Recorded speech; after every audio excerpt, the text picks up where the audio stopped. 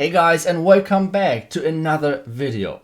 So many of you guys asked what exactly is next of the trader.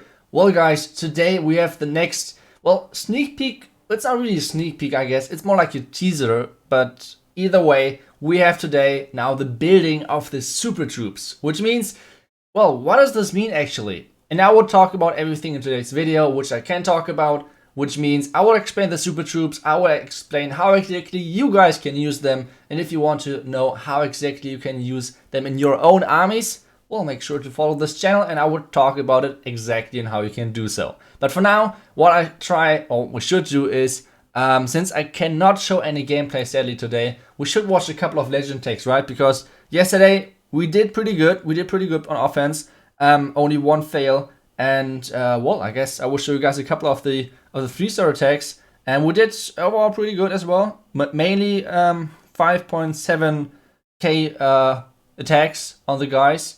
So yeah, let's get started with the first attack, and then now let's get started with the super troops. What exactly are the super troops? So super troops are basically 4 troops. Or like for the next update, there are 4 troops coming out which you can upgrade for resources. What exactly does this mean? Because you can upgrade your troops already with resources. But what I mean by saying that, it's all about that you can level up your troops with special abilities. It's kind of like builder base, or you have to imagine it might be builder base in home village without without the negative things, guys. So do not hate already in the comments, but they will get like special abilities, for example, like the sneaky archer being invisible and stuff like that.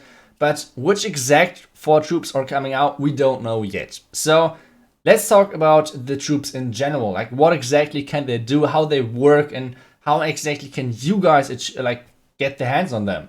So how this works is, like I said, you can press on the building which I showed you in the beginning, and then you have to choose in between of those 4 troops. Every single troop you can upgrade with resources, like I said, and every single troop you can upgrade and unlock for 7 days. But at one single time you can only unlock 1 troop, which means you have always to decide which troop you're getting your hands on and how to use that, because you have to be really calculated with that. Because not only those troops are getting only used, or you can use them for 7 days, but you first cannot cancel it, which means you have to use them for 7 days. And the next thing, after you use them for 7 days, there's going to be a cooldown, kind of like on the hammers on the League shop. As soon as you bought one, you have 7 days cooldown, which means it's kind of similar to the super troops. As soon as you use 1 troops for 7 days, it's getting an additional 7-day cooldown, which basically means you can always switch in between of 2 troops as soon as you have your favorites. But at the same time, even though it's a super cool feature, you see what I did there? But as soon as you have unlocked them, the downside of this is being that, you cannot really play with them too much because you have always the cooldown. At the same time, the donations is getting a little bit tricky because, for example, a couple of super troops, you want to have them in your clan castle and you can do so, but you always need someone who has upgraded them, otherwise you cannot donate them, which is getting kind of tricky, especially if you do not have too many guys in our clan to donate. So that's always a tricky thing, and for me this is a huge downside of this new feature. But let's hope that, I don't know, let's see what is going to happen. But this is right now the biggest thing in my mind, which I don't like too much. But except that, the new super troops are amazing. I will obviously talk a bit more about how you guys should actually try to use them, etc. as soon as we're getting into the exact names of which troop is coming out, etc. But like I said, we cannot sadly talk about this in this video. So like I said, there's going to be 4 troops in the next update, which you can super up. Every single troop you can activate only for 7 days. Only this single troop, which means not 2 of the 4 or whatever, only 1 troop at a time. And this means every 7 days you can only use this troop and not switch back to the old one. That's kind of how the super troops work. They get special unique abilities, make the troop stronger, make the troop different, and that's always a lot of fun because this means basically we're getting 4 new troops, right?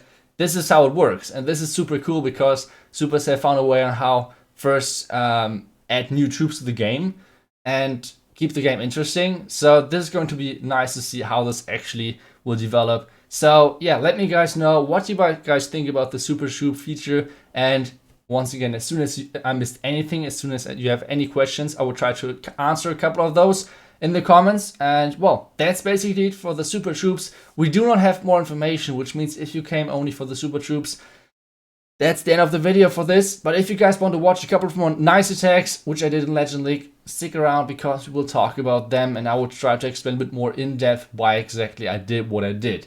So, like I said, thank you guys for watching, and now let's get into the first Legend attack, which I did on this base, and it looks kind of similar to the base which I built in the Town 13 ESL Cup, and it has like the same style of Inferno Ring at the top, then the Town Hall at the bottom with the single Inferno Tower, which looks kind of cool. And now, well, what I do over here, I'm trying to charge the Town Hall, which basically means it allows me that I can delay my Warden ability. Because what this charge does, it takes out the Town Hall, yes, but it's not taking out the Eagle, it's not taking out the 2 scatter shots, it's not taking out too much, to be honest. It gives you nice pathing, yes, I have to say that. And it takes out the Town Hall, which saves you a lot of things, because you can just basically save the Warden ability for dangerous times. So that's obviously in the core. Next heal spell for now, and as soon as the scatter shots start shooting at my Hawk Riders, I'm using the Warden ability, the Rage, so everything is getting a bit faster into the core because we need to take that out. And then we have one last freeze left, which means, well, we just use it for the single Inferno Tower because that's the only way how my Queen can still die. And yeah, just overkill the rest of the base, and this is how we triple this base. Kinda straightforward entry. And you have to execute it really good, because otherwise, if your Queen is not stepping in here and is not taking out the Town Hall, and you do not have the Warden ability for the core, you're basically doomed. So this is kind of a really important thing, that you get the Town Hall with your charge. Otherwise, you have to use the Warden ability early on, which is always a bad thing on those hybrid attacks, especially if you have a double scatter shot in the core. So that was the next attack, and we have one more attack to show, which is going to be on this one. And yeah, like I said, I don't know, I feel like it's always a bit random, like which bases you're getting, because if I can compare those, like my 2 accounts which I'm pushing with, normally the people I'm attacking are around the same trophy range, but the bases feel so much weaker on here, because most of the bases I know, most of the bases are already attacked at some point, so it's kind of strange. But either way, this one's going to be the next attack. And I'm trying to funnel my Queen to the top side. I want her to go into this long channel. I want her to take out the clan castle. And as soon as she did that, we can start off with the hybrid for later on. So meanwhile, the baby Dragon just basically was supposed to take out the single Tesla, just to make sure that my Queen is not stepping into the wrong direction. So far everything is looking good. The Coco-Loon is flying ahead, doing a great job of scouting for black mines from my healers.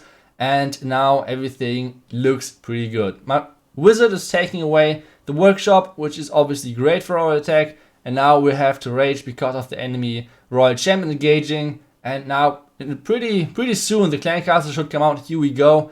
One more loon for seeking air mines. And as soon as that's done, we can drop the poison.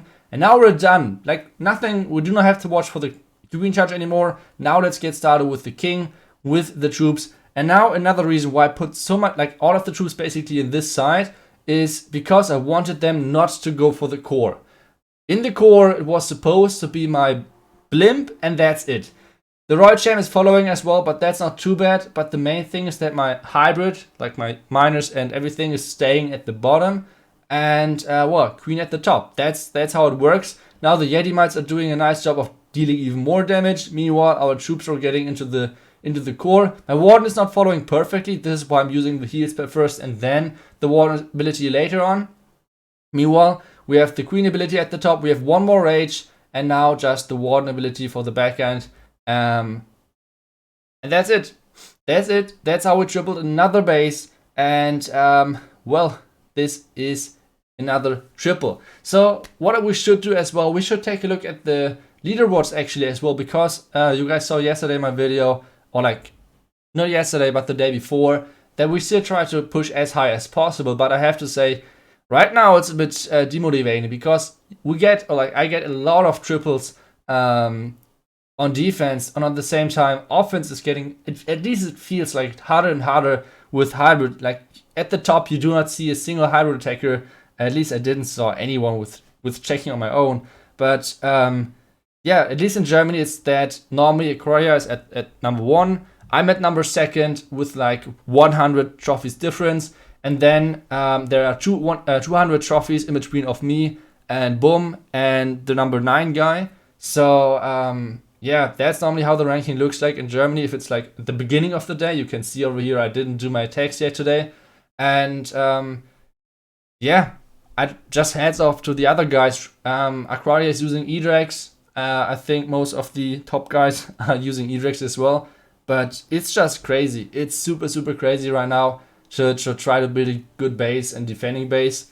At the same time, be good in offense. It's really tough. So either way, I hope you guys enjoyed today's video. And I hope I see you guys soon again for even more information about the update. So make sure to follow this channel. I will see you guys back tomorrow for another video. Until then, see ya guys. And well, bye bye.